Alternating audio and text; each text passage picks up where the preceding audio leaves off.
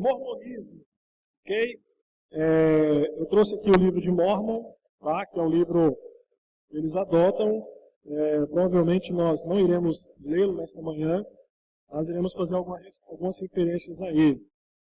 Na quarta-feira passada, após a reunião de oração aqui nós tivemos aqui na igreja dirigido pela UPA, eu estava saindo da igreja quando de repente eu vi dois adolescentes aqui da igreja sendo abordados por dois rapazes com a camisa branca, uma gravata e uma calça preta.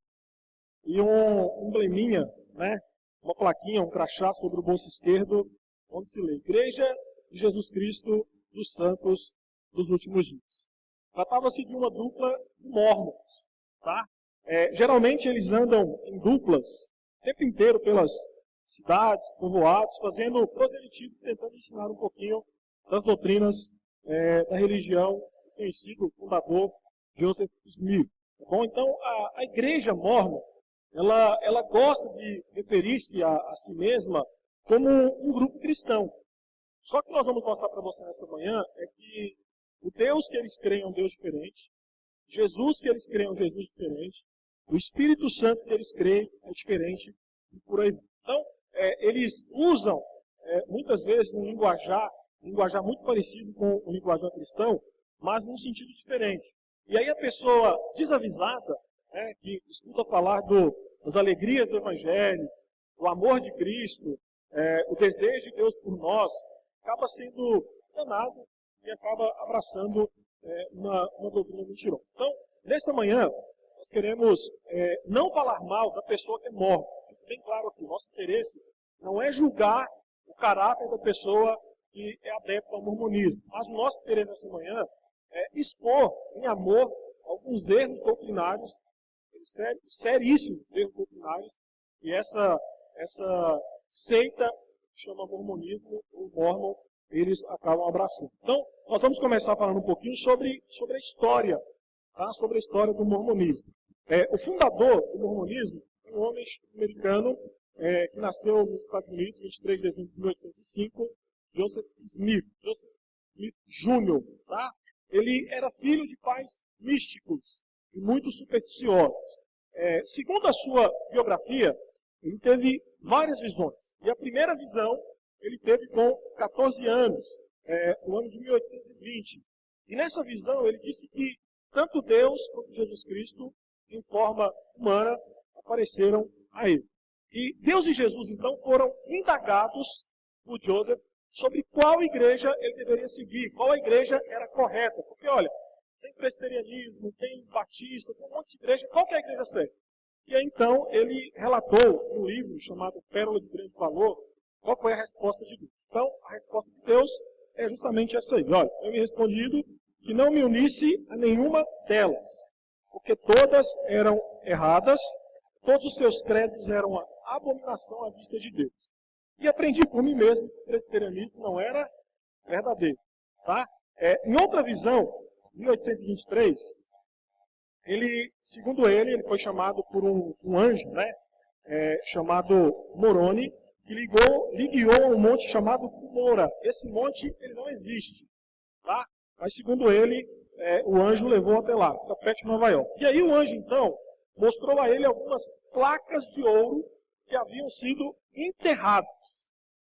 E aí nessas placas continham a história dos antigos habitantes do continente americano. Segundo Smith, esse anjo ainda voltou mais 4 vezes. E na última vez, em 1827, ele então recebeu a autorização do anjo para desenterrar as placas de ouro escritas em hieroglifos do egípcio reformado. Esse idioma é inexistente. Tá?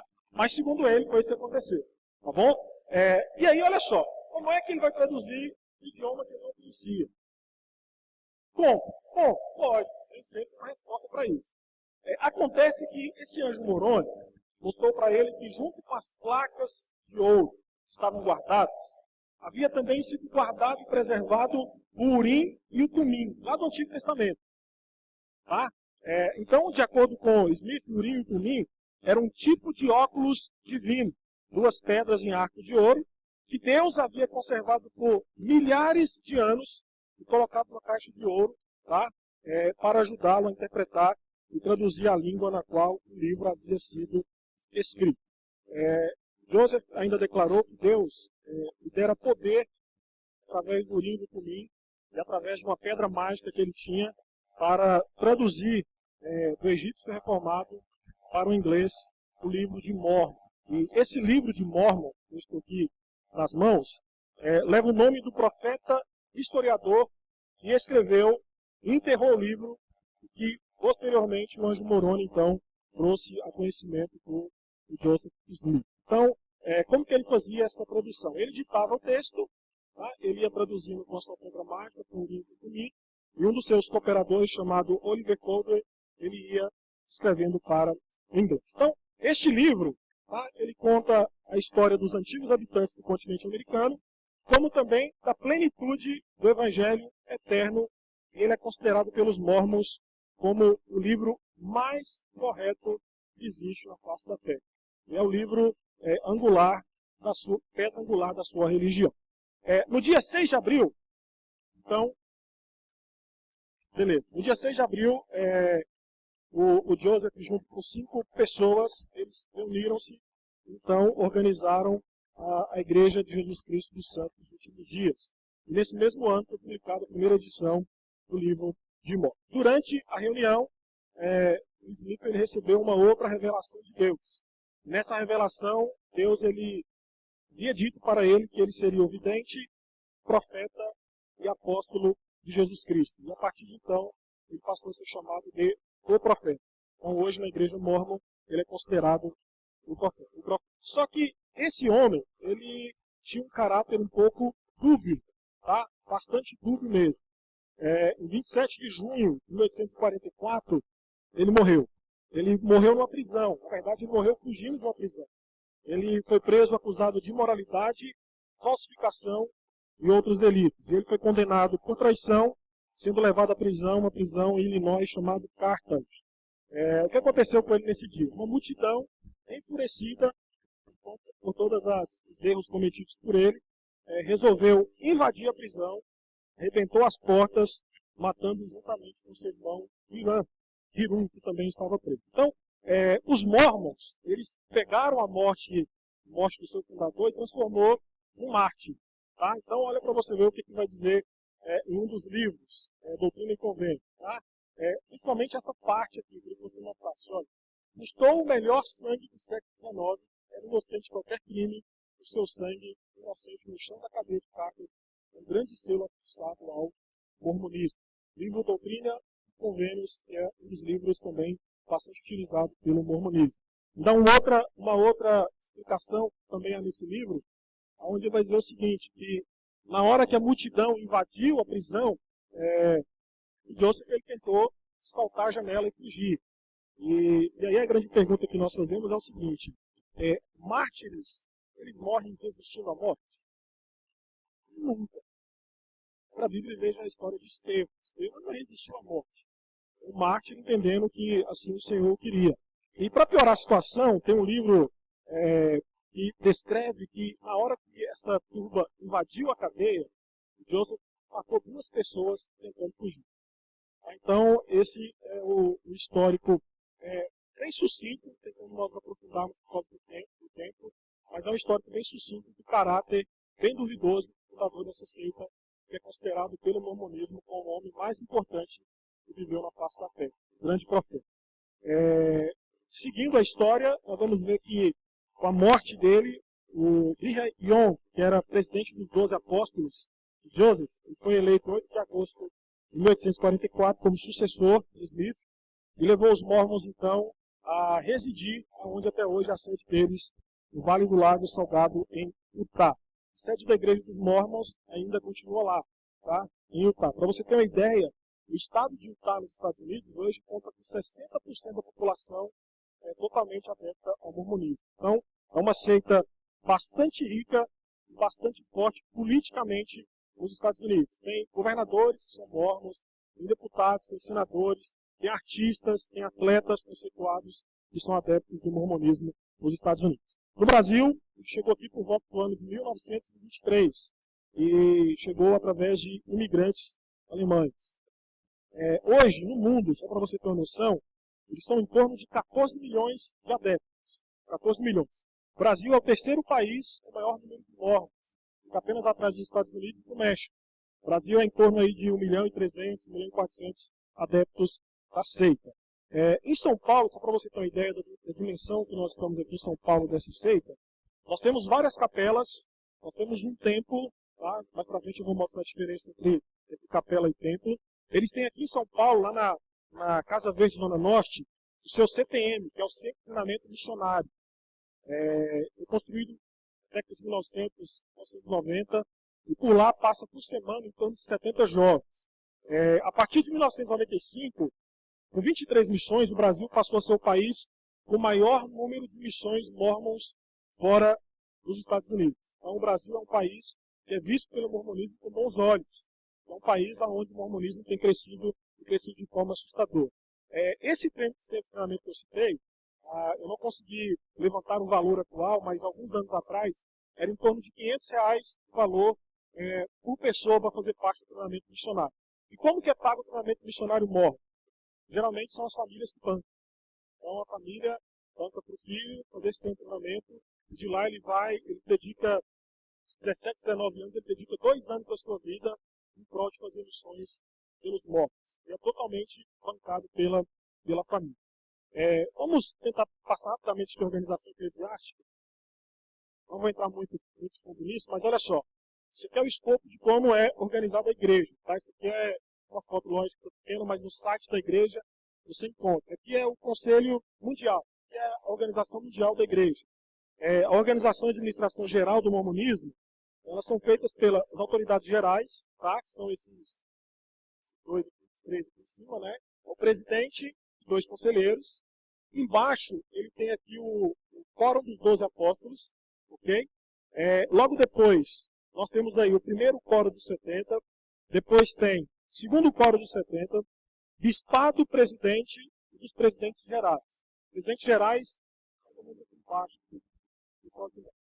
como se fossem os presidentes das sociedades internas da nossa igreja, tá? Só que, de certa forma, eles controlam o âmbito global mundial. Nessas presidentes gerais, nós temos Sociedade de Socorro, que são de mulheres, das moças, que são de mulheres, de primária, que são das crianças, escola dominical e dos rapazes, que são os moços de 12 adiante. Toda a autoridade mormon acha-se atribuída a 2 sacerdotes. Então eles têm o araônico, que eles entendem como um sacerdócio menor, e tem também o sacerdócio de Melquisedeque, que é um sacerdócio superior. Quase todos os membros do sexo masculino pertencem a uma dessas 2 ordens. Administrativamente, essa seita ela é organizada, dividida em territórios que eles chamam de alas e estacas. Para você ter uma ideia, uma ala consiste de um grupo de 500 a 1.000 membros. E cada ala é presidida por um bispo e 2 conselheiros. A estaca é formada pelo agrupamento de diversas alas, sendo supervisionada por um presidente de estaca e 2 conselheiros, auxiliados por 2 sumos sacerdotes que constituem o Alto Concílio da Estaca. No Brasil, nós temos em torno aí de 251 estacas. Tá? Então, mais ou menos isso que a igreja se organiza. Eu não vou falar sobre os métodos de trabalho, mas os irmãos, se tiverem interesse, por falta de tempo nós não iremos falar sobre isso, mas eu disponibilizo um arquivo completo, onde nesse arquivo completo eu coloco os métodos de trabalho, explico um pouquinho melhor como que é a organização eclesiástica. Então, se os irmãos tiverem interesse, é só mandar um e-mail para a igreja que durante a semana nós iremos mandar para você, disponibilizando assim e ajudando de certa forma.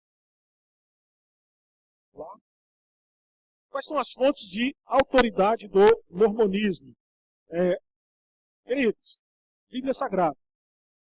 Regra de fé número 8, eles dizem o seguinte, olha, cremos ser a Bíblia a palavra de Deus, o quanto seja correta a sua tradução. Então você olha e fala assim, então quer dizer que eles creem na Bíblia? Eles creem, mas desde que a Bíblia concorde com a tradução do Outro Testamento de Jesus Cristo. Tá? Essa é a ideia deles. Nesse livro aqui, é uma passagem no primeiro livro de Nefi 13, 26, segundo Nefi 29, 6 a 10, eles vão dizer o seguinte, olha, quando a Bíblia concorda com o mormonismo, a tradução foi correta. Quando não concorda, a tradução é incorreta e aí eles desprezam. Tá? Então, a crença deles na Bíblia é uma crença assim, parcial e de comodidade. Quando é cômodo, eles abraçam aquela crença. Quando não é, eles ignoram. O livro mais importante que eles têm é esse livro, o livro de Mórmon. Tá? Eles afirmam pela capa que o Novo Testamento de Jesus Cristo, e para eles esse livro é sim superior à Bíblia. É considerado pelos Mormons como o livro mais correto que existe na face da Terra. Mas para você ter uma ideia, esse livro já passou por quase 4.000 mudanças no seu texto em inglês. E mudanças assim, mudanças de correção mesmo. Tá? Então é um livro mais correto, mas sempre cabe uma brechinha para uma tradução. Tá? A opinião mais comum dos estudiosos do mormonismo é que o conteúdo deste livro, o livro de Mórmon, em grande parte foi tomado de um romance de um pastor presbiteriano chamado Salomão Spalding.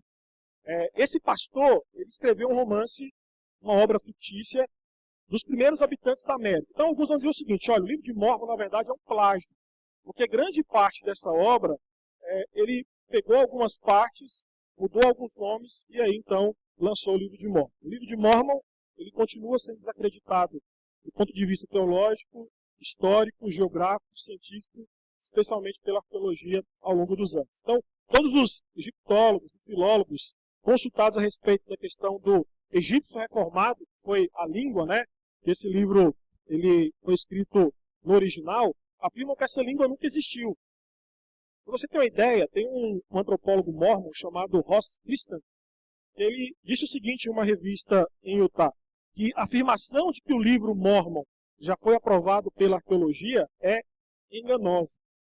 Então, o próprio Mórmon dizendo o seguinte, que a arqueologia ela não dá voto de confiança no que diz respeito ao idioma original, que supostamente esse livro foi escrito pela primeira vez no Egito reformado. Que nunca existiu esse idioma, que ninguém nunca conhece.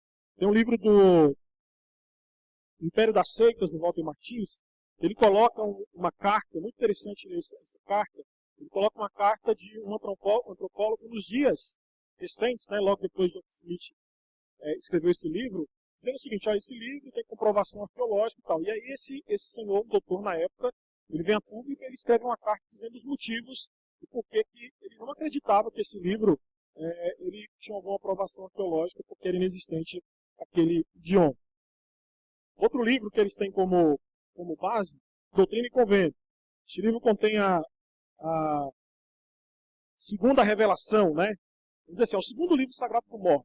Uma coleção das 138 revelações principais dadas ao fundador da seita e sobre muitos aspectos das doutrinas e práticas da igreja. Um outro livro que eles têm, Pérola de Grande Valor, contém a terceira revelação extrabíblica acrescentada ao cânon das escrituras mórmonas. E por último, eles têm as declarações oficiais. Então, as declarações oficiais do profeta vivo, geralmente é o presidente, né? Ou das autoridades gerais da Igreja dos Mórmons, geralmente são os apóstolos, o quórum dos 12 apóstolos, eles têm a mesma autoridade dos livros escritos. Então, quando um profeta, o presidente diz o seguinte, Deus me revelou tal coisa, ganha, de certa forma, o mesmo peso e a mesma conotação como um desses livros aqui. Então, as autoridades gerais, as declarações deles, têm peso de revelação que determina a teologia deles. E aí vamos então para as principais doutrinas do mormonismo. Confesso a você que a minha cabeça doeu muito lendo bastante essa semana sobre o mormonismo, porque são aberrações atrás de aberrações. Infelizmente, quando nós comparamos com as escrituras, você vai ver o tanto que é assustador o que o mormonismo crê e prega. E nessa semana eu tive, não sei se foi o prazer ou desprazer, mas apareceu na minha timeline no Facebook um rapaz que está escrevendo, se não me engano, Teologia através da Arte, uma página no Facebook que essa semana ele colocou algumas considerações sobre algumas seitas. E ele colocou algumas coisas sobre o mormonismo. E aí um monte de mormon resolveu comentar. E a maioria dos comentários era assim, nossa, eu sou mormon e nunca ouvi falar sobre isso. Não, eu sou mormon e a igreja ela não prega sobre isso. Eu sou mormon e nunca foi me ensinado sobre isso. Então, o que eu entendi? Eu entendi o seguinte, que o mormonismo, muito do que nós iremos ver agora, o próprio mormon, ele nunca ouviu falar. E a pergunta é, por que será? Eu creio que, de certa forma, fosse aberto aquilo que eles creem de forma escancarada, muitos que lá estão entenderiam que é errado, provavelmente sairiam. Tá? Então, vamos lá, vamos começar. Primeira doutrina, vamos pegar sobre Deus. Qual que é a visão que eles têm de Deus? Primeira regra de fé da igreja vai dizer o seguinte: cremos em Deus o Pai eterno. Nós também cremos. Certo? Não tem nada de errado aí. Mas vamos seguir, vamos ver o que eles falam sobre isso. Olha só, vamos lá. O que o profeta diz? Tá? O próprio Deus já foi como nós somos agora. Ele é um homem exaltado, entronizado em céus distantes. Digo que se vós pudesseis vislumbrá-lo hoje, vê-lo-eis em forma de homem, como em toda pessoa, imagem na própria forma de homem. Ele já foi um homem como nós. Sim, o próprio Deus, o Pai de todos nós, habitou sobre a terra, tal como o próprio Jesus Cristo fez, e vou prová-lo pela Bíblia. Ele não provou pela Bíblia, tá, queridos? Deixo claro isso. Vamos lá, vamos seguir. Outra declaração aí. Agora, James Talmage, que era um dos grandes apóstolos da igreja, considerado por muitos como um dos grandes apóstolos, olha o que ele escreveu. Vou pegar principalmente o final aqui, tá? Ele vai falar que crê em Deus, crescimento é progressivo, que usa majestade de inteligência. Aí no finalzinho ele vai dizer assim, olha, como o homem é, Deus já foi. Como Deus é, o homem poderá vir a ser. Então, o que o profeta e seus seguidores ensinam, que Deus nem sempre foi Deus. Tá? Ele teve de ganhar, progredir, trabalhar, até atingir o ser Deus. Então, uma vez ele foi homem como um de nós, mas ele conseguiu evoluir e se tornar Deus. Então, nós também podemos trabalhar, progredir, ganhar e atingir a estatura de Deus. Porque de acordo com o que nós vemos ali, como o homem é, Deus já foi. Como Deus é, o homem pode ser. Tá? Então, um dos motivos fundamentais para as boas obras do mormonismo é justamente isso. Se tornar Deus. Se tornar Deus. Vou tentar refutar, tá, querido? Como eu falei para vocês, nós não vamos entrar fundo. Então, olha. Queridos, algumas passagens. Primeiro, Deus é o único e eterno. Hoje pela manhã, Deus é espírito e não carnal. Pela manhã, o presbítero Solano leu Oséias 11:9, que fala que Deus, ele não é homem. Tá? Então, apenas algumas passagens que podem nos ajudar. Deus, ele é o único e eterno. Deus foi Deus desde o passado eterno, assim como somente ele é Deus agora. E assim como somente ele será Deus no futuro. Nós nunca seremos transformados em criatura, em criatura. Nós sempre seremos criaturas, existe apenas um Deus. Deus é espírito e não carnal. Há várias passagens que vão nos mostrar isso. E o mormonismo diz que Deus, uma vez, já foi homem. E a Bíblia vai mostrar justamente o contrário. Tá? Vai mostrar que Deus, ele sempre foi Deus, de eternidade a eternidade. E ele nunca será igual a sua criatura. Ele nunca. Ok? Seguir, Jesus Cristo. Eles falam sobre Jesus Cristo. Esse aqui é o resumo, tá? Deixa eu voltar. Resumo do que eles falam sobre Jesus Cristo. Jesus Cristo, o Mórmon, né? Foi o primeiro espírito criado por Deus, gerado na terra com todos os homens, irmão espiritual de Lúcifer, era casado e polígamo, e por fim ensinam que o sangue de Jesus não é suficiente para expiar todos os pecados, tá? Eles ainda afirmam que depois da ressurreição, Jesus Cristo ele foi à América do Norte, ele pregou aos habitantes, escolheu 12 apóstolos e deixou uma igreja instituída ali na América do Norte, que perdurou por 200 anos depois de sucumbir. Tá? Então, e depois veio a ser reorganizada justamente pelo profeta. Vamos lá, vamos tentar pegar algumas citações do que eles falam aí sobre gerado pelo Espírito Santo. Ele não foi gerado pelo Espírito Santo. A crença, Cristo, está difícil aqui porque está longe, tá? Olha o que eles vão dizer. Ele não foi gerado pelo Espírito Santo. Jesus, o nosso irmão mais velho, foi gerado na carne pelo mesmo personagem que estava no Jardim do Éden, que é nosso Pai Celestial. A ideia do Brigham Young não é uma ideia muito aceita hoje no mormonismo, tá? Ele defendia a ideia de que Adão era Deus. Então, na visão dele, os mormons, né, acreditam que Jesus Cristo nasceu da relação sexual de Elohim e Maria, tá? E aí, na ideia do Brigham Young, Jesus tinha um pai imortal, mas uma mãe mortal. Então, os mormons vão dizer isso, que, na verdade, o nascimento de Jesus Cristo com a relação que teve entre Deus e Maria. A partir daí, então, nasceu Jesus Cristo. Vou tentar. Não, é lá no final. Jesus era casado e polígamo. Olha o que diz Birra Young no livro White. Jesus Cristo foi polígamo. Maria e Marta, as irmãs de Lázaro, eram suas esposas pluralistas. E Maria Madalena era outra. Também a festa nupcial de Caná da Galileia, onde Jesus transformou água em vinho, realizou-se por ocasião de um dos seus casamentos. Está assustado, gente? Tem mais ainda, tá? Vamos lá. Pode ir, Jé. Passa aí. Criação de Cristo. Olha só, queridos. Se forem cometidas tais ofensas, aí o sangue de Cristo não limpará de seus pecados, mesmo que se arrependa. Por isso, sua única esperança é ter o próprio sangue de expiação, na medida do possível, em favor próprio. Isso é a doutrina escriturística e ensinada em todas as obras padrão da igreja. Então, a igreja mormon ensina o seguinte, que o sangue de Jesus não é suficiente para expiar todos os pecados. Existem alguns tipos de pecado que o sangue de Jesus Cristo não vai expiar.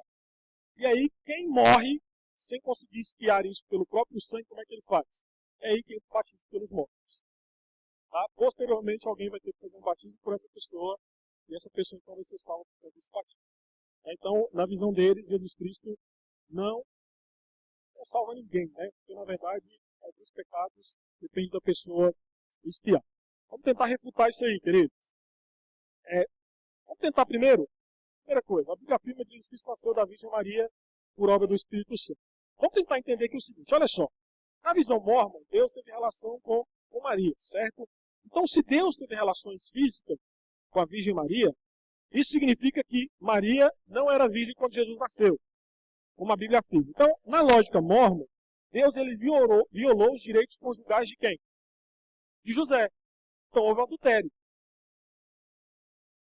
Então, comece a entender a complexidade que esse argumento mórmon leva. Leva a bater de frente com a doutrina que nós cremos, nós defendemos, que é o nascimento através da obra do Espírito Santo, seguido por Virgem Maria.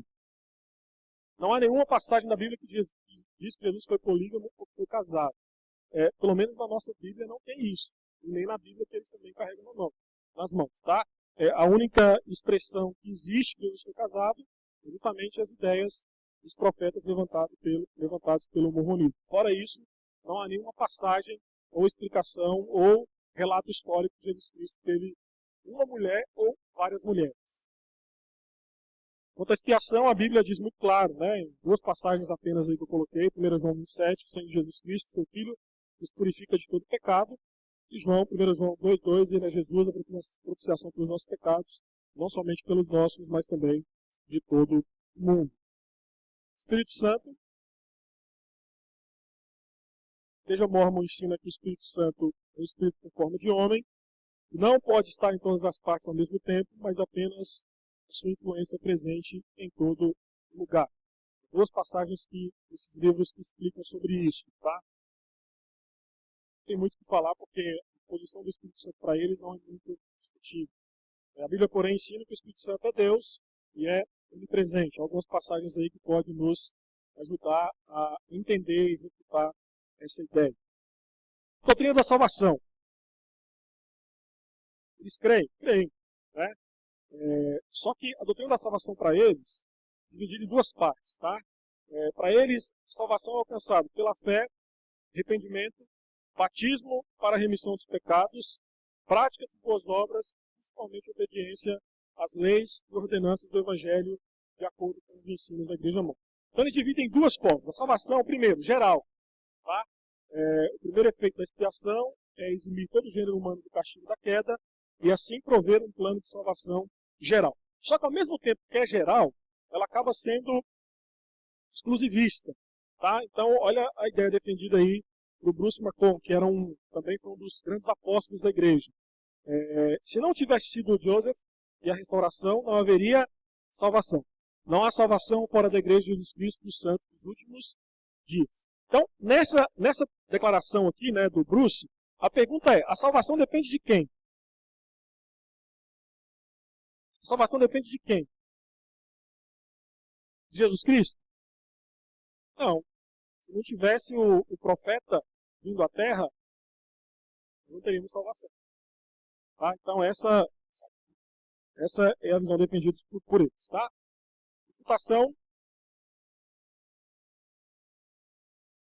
é pela graça, mediante a fé. Texto clássico, né, de Efésios 2. E segundo, nós cremos que a salvação não está em uma igreja, mas está em Cristo Jesus. Principalmente Atos, né? Atos 4:11 vai nos mostrar justamente isso. Seguinte, batismo pelos mortos. Os mormons creem que o batismo é essencial para a salvação. Então, a ideia deles é os que nunca ouviram o Evangelho, que nunca foram batizados, ou viveram e morreram antes do Evangelho ser restaurado, não pode salvar-se a menos que alguém vá e se batize por eles. Então, essa doutrina ela não foi ensinada no livro de Mormon, ela não é ensinada no livro de Mormon, mas é resultado de revelações posteriores dadas a Joseph Smith. Então, no livro Doutrina e Convênio, ele vai falar sobre isso. Tá? Eu peguei apenas 2 textos que eles vão falar sobre isso, plano da salvação. Vou pegar Hebreus 6, 1 e 2, aí ele vai tentar explicar, né? Que é a explicação de como as portas da prisão, da sua prisão poderão ser abertas e eles postos em liberdade pela crença do Evangelho, através do batismo pelos mortos, os que ainda estão na carne fazem trabalho vicário para os seus mortos e assim tornam-se salvadores do Monte Sião. Uma outra passagem, um outro livro, Doutrina e Convênios, lá no 128,16, tentando explicar 1 Coríntios 15:29, ele vai dizer que, como apoio, né, a doutrina do batismo pelos mortos, de outra maneira, que farão os que se batizam por causa dos mortos? Se absolutamente os mortos não ressuscitam, por que se batizam por causa deles? Então a ideia do Mormon é que você pode, de certa forma, salvar um ancestral seu que morreu sem ser salvo. Eles têm se não me engano, é o maior arquivo de genealogia do mundo. E por que esse arquivo é importante? Porque você pode ir lá olhar a sua genealogia, e às vezes você olha lá e fala assim, olha, tem um tataravô meu aqui que eu acho que não é salvo não. Então você faz um batismo por procuração, tá? Você entra no templo, você faz o batismo, e aí aquele tataravô seu lá de 5, 6 gerações atrás, e você supostamente não sabe se morreu sem o evangelho pleno, ele pode ser salvo e assim se redimir. Tá? Então a doutrina que eles defendem. Aos casados, tá? Eles defendem a ideia aí do... Vamos refutar, né, querido? Desculpa.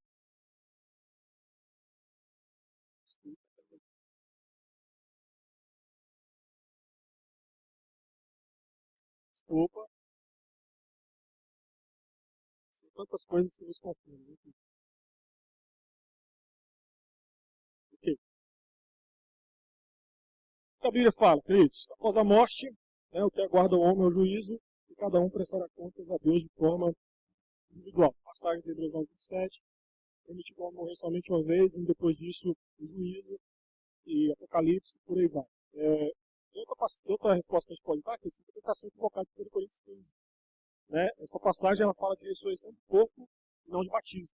Tá? Então, por aí a gente pode ver como que há um equívoco, muitos equívocos por parte da interpretação de alguns textos bíblicos. Beleza, Jefferson? Casamento. Eles creem no casamento eterno. Tá? Então você que está com a sua esposa aí, saiba que na visão deles não acaba com a morte. Continua na eternidade. Tá? Então assim, matrimônio na teologia mórmon é um contrato sagrado, ordenado divinamente, sob a autoridade do sacerdote. Um homem e uma mulher são casados não somente para essa vida como marido e esposa, legais, mas também para a eternidade. Então, a doutrina mórmon do casamento eterno declara que um casamento realizado pela autoridade do sacerdócio dentro do templo é selado no céu, assim como é na terra. Então, para eles, essa é a mais grandiosa das bênçãos que você pode receber do Evangelho de Jesus Cristo. Tá? Então, a maior glória que você vai receber no céu é ter o seu casamento eterno. Por quê? Porque na ideia deles, esse casamento eterno você vai progredir, você e sua esposa vão se tornar deuses, e aí vocês vão povoar um planeta. Tá? Walter Martins, no seu livro Império das Seitas, ele explica bem essa ideia, como que eles defendem isso. Então, eles vão dizer o seguinte, olha, a cerimônia terrena, ela une as pessoas até que a morte os separe. Mas uma cerimônia de casamento realizada no templo mórmon é chamada de selamento por quê? Porque sela eternamente uma união entre um homem e uma mulher. Queridos, a reputação, eu sei que existe uma discussão, nós não vamos entrar nisso. Mateus 22:30, o texto vai dizer que na ressurreição nem casam, nem se dão em casamento, mas são como os anjos de Deus no céu. Há umas linhas teológicas que não entendem que o casamento ele não vai existir no céu. Eu, particularmente, não sigo essa linha.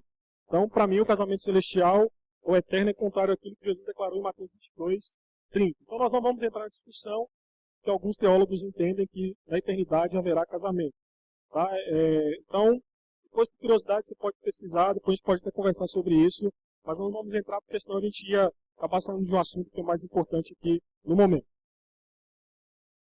Doutrina da poligamia. Olha só que interessante, né? Existe casamento eterno, mas existe também a poligamia. Tá? Vamos lá, olha só. O casamento plural, como é chamado pela doutrina mórmon, ela foi instituída justamente pelo grande profeta Joseph. Tá? Ele recebeu revelações, estão registradas no livro Doutrina e Convênios, em que afirmou que Deus havia dado a Davi e a Salomão suas mulheres, concluindo então que o Senhor aprovou Davi e Salomão ter várias mulheres. Aqui uma coisa muito interessante, que o livro de Mórmon, ele é contra o casamento polígamo. Ele é contra. Tá? E aí vem uma revelação do profeta dizendo justamente o quê? O contrário. Tá? Em 12 de junho de 1843, o profeta recebeu essa visão. E alguns historiadores afirmam que o Joseph ele tinha em torno de 48 esposas. 48 esposas. Tá? Bastante esposa, né? Bastante, tá? E aí, olha só, olha que coisa interessante, tá? Olha só, como que esse Joseph era um cara bastante inteligente. Queridos, atente para essa revelação, tá? Incluso na revelação, né, que ele recebeu, lógico, existia o quê? Uma admoestação para sua esposa. Qual que era a recomendação? Receba todas as que foram dadas ao meu servo Joseph.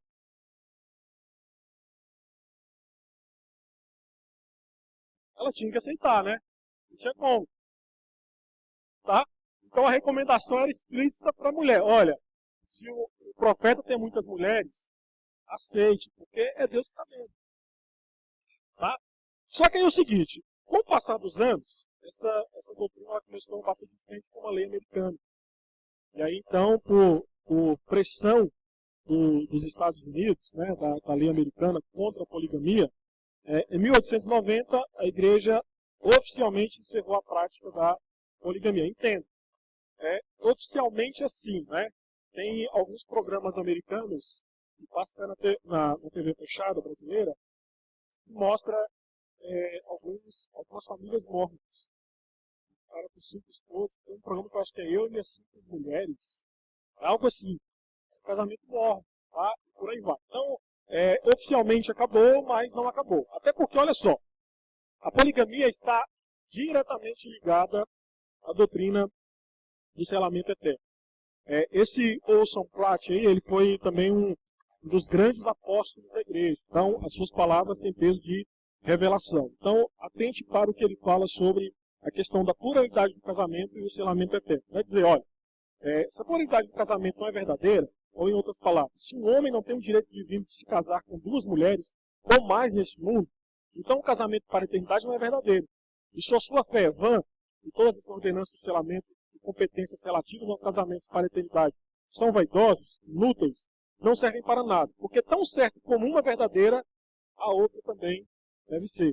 E esse Orson Pratt, ele morreu na década de 50 ou 60, se não me engano. Então, ou seja, a revelação que ele teve foi depois da igreja oficialmente declarar que o mormonismo não aceitava mais a poligamia.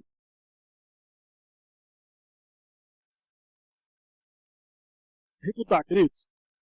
Biblicamente nós cremos que o casamento ele, monogâmico, né? Você pegar 1 Reis 11, você vai ver claramente que Deus vai mostrar que o motivo da queda de Salomão foi justamente ter várias mulheres, né? No Novo Testamento fica mais claro sobre isso, sobre o homem ser marido apenas de uma mulher e por aí vai. Só que a reputação a gente pode usar os próprios argumentos deles, tá? Então olha só, na revelação que o Smith recebeu, ele vai dizer muito claro o seguinte, que quem não aceitasse a doutrina do casamento polígamo deveria ser o quê? Amaldiçoado, ok? Só que o livro de Mórmon vai dizer uma única esposa. Qualquer outra esposa seria abominação. O quarto presidente da igreja, foi o Woodruff, disse que Deus havia lhe dito que a aliança, né, polígama deveria ser anulada. De volta apenas uma esposa. Então, o que nós concluímos? Que no que diz respeito ao casamento plural, os mormons estão perdidos. Se praticam ou não praticam. Porque uma hora é uma revelação que diz que tem. Outra hora aparece outra revelação dizendo que não pode. Então, eles vivem mais ou menos nisso. O fato é que, por conta da lei, abertamente eles não podem defender um casamento polígamo. Mas existem, nos Estados Unidos principalmente, poligamia muito forte no meio do mormonismo. Sacerdócios, eles ensinam que Joseph e Oliver receberam o sacerdócio araônico das mãos de João Batista em 15 de maio de 1829. E que o sacerdócio de Melquisedeque foi conferido a eles por ministração de Pedro, Tiago e João, depois de terem recebido o Araão. Então, na visão deles, o sacerdócio de Melquisedeque é superior ao araônico. Por quê? Porque detém a mais alta autoridade do sacerdócio. E também, quem faz parte do sacerdócio de Melquisedeque, tem as chaves do reino de Deus, de todas as eras do mundo, até a prosperidade final da terra. E também, através do sacerdote Melquisedeque, através deles é que são revelados do céu os conhecimentos, a doutrina, o plano da salvação e questões importantes. Os homens, somente os homens fazem parte disso, tá? As mulheres não fazem parte do sacerdócio. Então, nós temos aí o araônico, né, que ocupa de questões temporais e tempo, que inclui adolescentes de 12 a 18 anos. São divididos em 3 corpos. Diáconos, pré-adolescentes de 12 a 14 anos, geralmente cuidam dos elementos da ceia, água e pão. Temos os mestres, 14 a 16 anos, consagram os elementos da ceia. E o sacerdócio, 16 a 18 anos, distribuem os elementos da ceia. O batismo é sempre feito por imersão nessa igreja, e os sacerdotes cuidam da limpeza do batistério e das capelas. Lembrando que é o sacerdócio araônico. E aí vem então Melquisedeque. Ocupa-se com as questões espirituais. Tá? Então, quais são os tipos? Tem os élderes, que são os presbíteros, são aqueles que você vê andando na rua. Tá? São os élderes, acima de 18 anos. 70 sacerdotes, faz parte do povo. Eles vão de casa em casa recolher os dízimos e ofertas, tá bom? Da igreja. Sumo sacerdote, patriarcas, apóstolos e profetas. Não podemos refutar. Esse não é o sacerdócio descrito na Bíblia, tá? Pelo seguinte motivo. Primeiro, o sacerdócio araônico era específico para os descendentes de Arão. Basta abrir lá em Êxodo 28. Jesus é o único sacerdote da ordem de Melquisedeque. Hebreus vai deixar isso muito claro. Tá? E o sacerdócio de Melquisedeque é imutável e intransferível. Hebreus 7:24 deixa isso muito claro. E a Bíblia não fala de um sacerdócio de Araão e Melquisedeque para os crentes, mas fala do sacerdócio universal de todos os crentes. Então, 1 Pedro e Apocalipse vai nos mostrar muito claro isso. Semana passada o reverendo Daniel pregou pela manhã, ele falou um pouco sobre isso, sobre o sacerdócio universal dos crentes, e explicou bastante isso. Queridos, vamos lá. Antes de falar sobre a doutrina dos negros, deixa eu deixar claro o seguinte. O que eu vou falar aqui não é a posição do Erlen, da igreja, tá? Então, como está sendo filmado na cultura, às vezes fala assim, o Erlen está falando, não sou eu, tá? Então, eu vou deixar bem claro o seguinte, a posição da igreja mórmon sobre os negros é o que eu vou falar agora, tá? Então, em junho de 1978, o presidente Spencer Kimball, na época, ele anunciou que, por divina revelação, a igreja mórmon estava aberta e livre para aceitar os negros em seu sacerdócio. Só que esta não foi a posição da igreja durante várias décadas. Você tem ideia? Olha o que aqui. Vou voltar. Okay. Arthur Richard, tá, citado aí por Tânia, o que ele dizia? A Igreja de Jesus Cristo dos Santos dos Últimos Dias não foi chamada a levar o Evangelho aos negros e não o faz. Tá? Então, os Mormons, por que eles durante muitos anos eles não levaram o Evangelho para os negros? Porque eles ensinavam que os negros eram inferiores e amaldiçoados por Deus por causa dos pecados cometidos antes de nascer.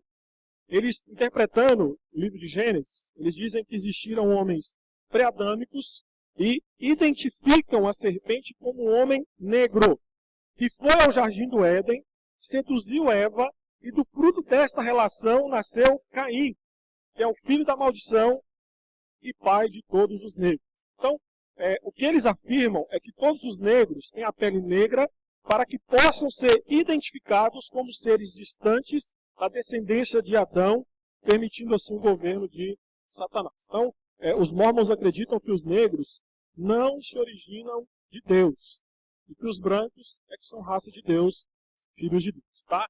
É os mormons que dizem isso, tá, gente? Fique claro. Então, olha o que diz aí o livro deles, Mormon um pouquinho, tá? Apesar de ser um rebelde e associado de Lúcifer na pré-existência, e apesar de ser mentiroso desde o começo, cujo nome era perdição, Caim conseguiu o privilégio de nascer como mortal. Como resultado de sua rebeldia, Caim foi amaldiçoado, e aqueles foi amaldiçoado com a pele escura. Ele se tornou o pai dos negros, e aqueles espíritos que não são dignos de receber o sacerdócio nascem através da linhagem dele. Ele se tornou o primeiro mortal a ser amaldiçoado como filho da perdição. Os Mormons dizem isso, tá? Mark Peterson, que era membro de um dos 12 apóstolos, diz o seguinte: eu penso que o Senhor segregou o negro, e quem é o homem para mudar esta segregação? Essa palestra dele foi em 1960, tá? Só que é o seguinte, de fato, né? Pergunta aí, quem que é o Senhor, quem que é o homem para mudar a segregação? Aí olha só a lógica. Em 1978, então, a igreja ela muda de ideia através do quê? De uma revelação. De uma revelação. Só que, eu estava lendo um super interessante, 2012, 2011, que eles escreveram um pouquinho sobre os mortos. E tanto lá quanto o Walter Martins, no seu livro Império das Seitas, ele fala que, na verdade, essa mudança foi por conta de pressão aqui no Brasil. Por quê? Porque o templo mórmon ele foi construído na década de 70. E aí, no Brasil, para o mórmon, para você ter ideia, aquela visão deles era assim. Se você puxar sua genealogia e você notar que há um traço de afrodescendência, você não pode, de forma alguma, ser mórmon. Você não pode fazer parte do sacerdócio. E aí, no Brasil, como é que ia fazer isso? A igreja iria morrer no Brasil. Então, os brasileiros começaram a botar pressão nos americanos, tá? Além de leis contra o racismo. Então, em 1978, aí fica a seu critério, se por divina revelação, ou se por pressão do governo, ou por pressão de leis do racismo, eles disseram o seguinte, que as pessoas negras que fossem dignas poderiam receber o sacerdócio, assim como a iniciação secreta e outros privilégios que sempre lhe haviam sido negados. Eles, apesar da mudança de posição, a doutrina racista de origem maldição física dos negros, ela continua no mormonismo até hoje. Embora bastante velada, escondida de bastante membros da seita, em muitos lugares do mundo, o mormonismo continua com a sua política oficial de desencorajar casamento com pessoas que têm descendência negra. Então, assim, por mais que foi aceito pela igreja, ainda é uma aceitação bastante velada e não tão forte assim como deveria ser. Tá? Então, há uma rejeição ao negro na igreja do Mormon, e isso é fato. Podemos refutar como? Queridos, a doutrina do negro, né? O mormonismo fosse de Deus, ela não seria mudada. Porque Deus não muda. Então, por aí nós já começamos a ver a incoerência dessa doutrina. Malaquias 3, 6, Tiago 17. E a Bíblia condena o racismo ou qualquer tipo de acepção de pessoas. Tá? Então, são apenas duas refutações que podem nos ajudar a pensar um pouquinho sobre isso. Terminando, queridos. Céu. Os mormons usam 1 Coríntios 15, 40, 41 para ensinar que existem 3 céus. Existe o reino celestial, para onde vão os ímpios do mundo. Tá? Existe o reino terrestrial, para onde vão as pessoas boas que não foram mormons. Existe o reino celestial. O reino celestial é reservado somente para os mormons, onde os mormons que se casaram no templo e se tornaram dignos, chegam à exaltação ou deidade. Eles creem no inferno segunda morte? Eles creem. Tá? Para eles, o inferno segunda morte é reservado para o diabo, seus anjos e para os mormons apóstolos. Então, a visão deles é que a posição do homem depois da morte depende das obras que ele faz nessa vida. Então, se o homem faz boas obras e é mormon, ele pode esperar o reino celestial. Tá bom? Se ele for apenas uma pessoa boa e não for mormon, ele pode esperar o terrestrial. Se ele não for nada, ele pode esperar aí o celestial. E se ele for um apóstata, ele pode esperar então o inferno. Mutação. Eu jamais ensino que há 3 céus, onde as pessoas viverão eternamente. Qualquer pessoa familiarizada com o pensamento judaico, que Paulo escreveu em 1 Coríntios 15, era judeu, sabe que eles acreditavam nos mesmos 3 céus que o cristianismo ensina. O primeiro céu é o céu atmosférico, né, das nuvens, dos pássaros, dos aviões. O segundo é o céu das estrelas e planetas. E o terceiro céu é o lugar da habitação de Deus. Queridos, alguma pergunta sobre as doutrinas? Muitas, né? Acho que vai dar tempo, será? Ou senão eu termino tudo e depois dá para a pergunta, pode ser? Acho que nós temos mais 10 minutos só. Pode seguir? Depois a gente vai para a pergunta. Ok, vamos lá então. Queridos, templo mórmon. A igreja mórmon tem dezenas de suntuosos templos e capelas espalhadas pelo mundo. Em frente à minha casa mesmo tem um templo mórmon, por isso que eu consegui esse livrinho, tá, queridos? Bem em frente mesmo. A capela é aberta para todo mundo. A capela pode ir qualquer pessoa, pode ir lá dentro. Mas o templo não. O templo é específico para quem é mórmon e você só entra lá dentro com uma indicação do seu bispo que dirige a sua capela. Caso contrário, você não entra. Tá? Então, é o lugar máximo no que tange a adoração de mórmon. Então, essa foto aqui é daqui de São Paulo. Fica na Avenida Francisco Morato, se não me engano, o templo deles.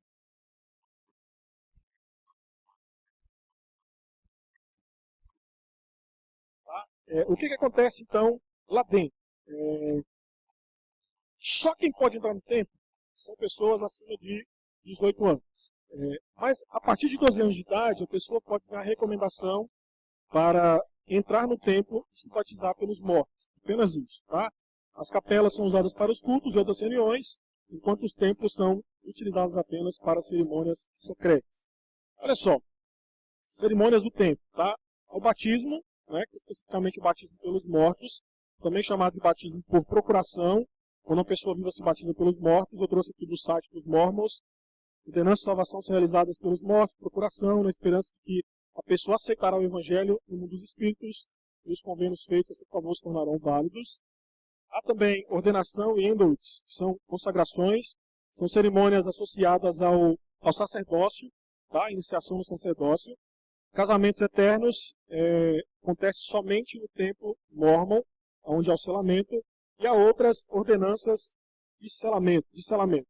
Dentre essas é o seguinte: uma criança que nasceu fora do casamento celestial eterno, ela pode ser selada depois e assim também ser salva. Então, outras ordenanças de selamento é mais ou menos nesse sentido. É como se fosse um batismo infantil.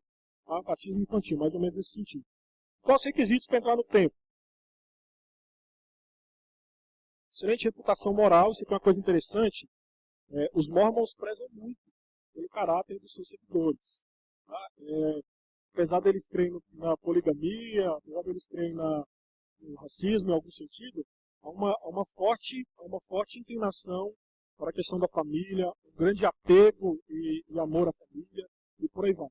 Há vários vídeos que a própria igreja ela produz no Brasil, alguns até passaram na televisão, não sei se você se lembra, que era sempre um apelo ao quê? Cuidar da família, a passar tempo com a família, a investir na família. Então, eles têm um forte apego à questão da reputação moral. Obediência às autoridades gerais da igreja, ser dizimista fiel, integral, tá? Guardar a palavra da sabedoria, não tomar café, não fumar, não beber bebida alcoólica, não usar drogas e não tomar chá preto. Sobre o café e chá preto eu não sei te informar o motivo, tá? Não sei mesmo. Não sei. Não sei. Posso trazer na próxima semana, mas não consegui achar. Não sei. Não sei se tem alguma associação, não sei. Não sei. Por causa da cafeína? Tá, então alguém nos ajudou aqui. Por causa da cafeína, segue o mesmo sentido dos adventistas. Tá? E tem recomendação por escrito do bispo da sua área. Ok? Queridos, então, apenas para concluir, trouxe aqui o Walter Martins, esse excelente livro. Ele fala um pouquinho sobre isso. Ele vai dizer, quem examinar atentamente os livros de Abraão e Moisés, contidos em A Pérola de Grande Valor, Trecho de Éter, o livro de Mórmon, os livros Doutrina e Convênios, Discussões de Brigham Young, os dogmas, a natureza polígama dos deuses, Lúcifer como irmão de Jesus, bem como as doutrinas da salvação universal, descobrirá um panorama que culmina com um paraíso polígamo de duração eterna. Assim é a doutrina de Deus que os mormons pregam. Ou melhor, a doutrina dos deuses, que supera tudo o que a mitologia pagã já criou. Tinha um folheto, achei na internet esse folheto da Sociedade de Cristãos de Utah, dizia o seguinte: todas as seitas pregam uma ou mais das seguintes ideias. Humanizam Deus, deificam o homem, minimizam o pecado, ignoram as escrituras. O mormonismo usa todas as 4 crenças acima para proclamar falsas doutrinas. Tá? Então isso é um resumo do que é o mormonismo. E aí, querido, o que nós podemos fazer? 3 aplicações rápidas aqui. Primeiro, devemos estar preparados intelectualmente, né? Estude a Bíblia, mas também estude um pouquinho o que fala, não só mormonismo, mas também outras seitas. É interessante você aprender os seus métodos, suas doutrinas, seus trabalhos, e isso, de certa forma, irá dar base a você para poder responder. Uma coisa interessante, os mormons, eles citam a Bíblia, e citam muito bem. Tá? Então, se você for discutir com um mormon, se prepare. Se prepare porque você vai ver muito texto fora de contexto, e se você não estiver preparado intelectualmente, pode ser que você acabe passando por situações de constrangimento. Devemos estar preparados espiritualmente, devemos orar, leitura da Bíblia, jejum, consagração, vida exemplar, compreensão correta da graça de Deus, da misericórdia de Deus, para exercê-la sobre adeptos do mormonismo e de outras seitas. Você tem que entender, queridos, que o mormonismo, que foi criado há 30, 40, 50 anos numa seita, largar isso de uma hora para outra é fácil. Tá? Então requer muita oração, muito jejum da sua parte, muita consagração para que Deus possa usar. E por último, devemos estar preparados ofensivamente, queridos. O crente deve demonstrar paciência, simpatia, piedade, misericórdia, mas também tem que ter coragem para evangelizar o mormon. Então, entenda isso. O mormonismo não vai até você te perguntando, então, me evangeliza. Não. Provavelmente é você que vai ter que, olha, você não quer me evangelizar? Aí você aproveita e evangeliza mesmo. Tá? O meu medo é você acabar se pregando o mormonismo. Né? Creio que isso não vai acontecer. Ok, queridos?